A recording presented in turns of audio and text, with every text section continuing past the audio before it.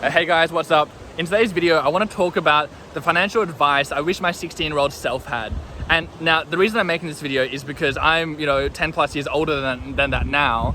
And I look back and some of the decisions I made or didn't make, literally, I would say have cost me hundreds of thousands, if not more than that. So I want to make this video to kind of talk to my past self.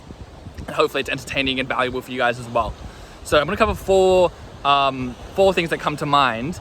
The first thing is, when I was 16, I didn't have a job. I would say get a job, and it's maybe not for the reason you would expect. You might think like, oh, just get a job because you earn money. I mean, that's part of it, but really, what I should have instilled in myself is the ability that if I work, I can earn an income. If I earn an income, I can be in control of my life, and if I'm in control of my life, then I can move forward with my goals and achieve them.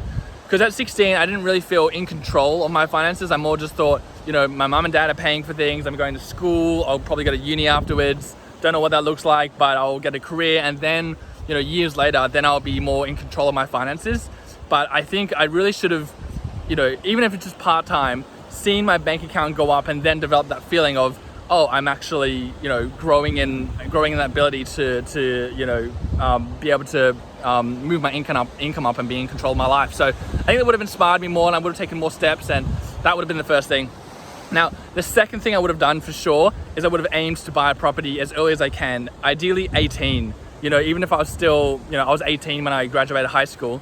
I think that would have been awesome to own a property my last year of high school. I think that would have been fantastic.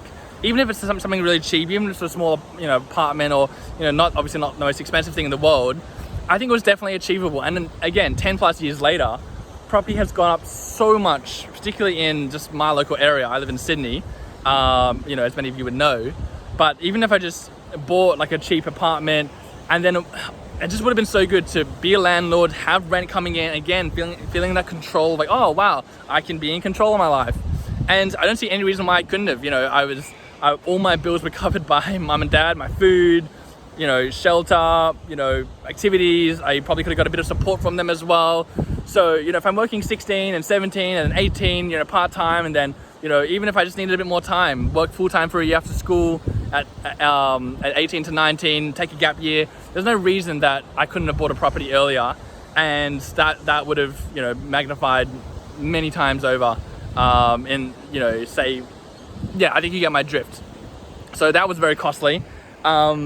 Number 3, I would say, is to my 16-year-old self, get into personal development books earlier. Now, like, I really love reading now, but at the time I just didn't read at all. I found it really difficult, but that really cost me a lot of my mindset, a lot of my ability to control my life, a lot of my ability to be inspired, it just cost me a lot. And, I would have almost forced in that way my 16-year-old self to be like, hey, read this book, read a book a week, and my 16-year-old self would object and be like, no, I'm not a very good reader, I'm not able to do that, how do you do that? But once I got into it, it's like anything, once you get the momentum, then you really get it. So that knowledge, like that lack of awareness really cost me a lot. And let me get a sip here. So that's number 3. And then number 4 is it's related in a kind of a different way, but I would say follow what you love.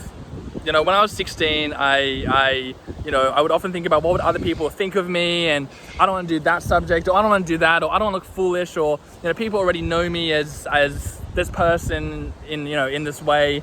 And I would have just said, even though it's important obviously to be seen well by others, I would have just said follow your heart. Start this, stop this, quit this, do the subjects you love, because if you don't do it, talk to my 16-year-old self, if you don't do it now, you're gonna have to discover more of what you're passionate about when you're 24, 25, 26.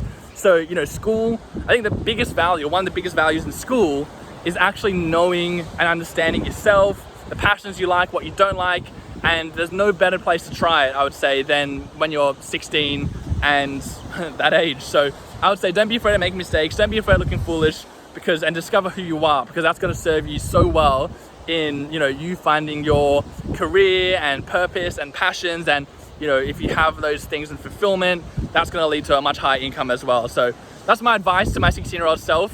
I hope you guys have enjoyed. Let me know in the comments if one, stood out to you. But I'm glad you watched, and I hope you guys have a great rest of your day. Peace.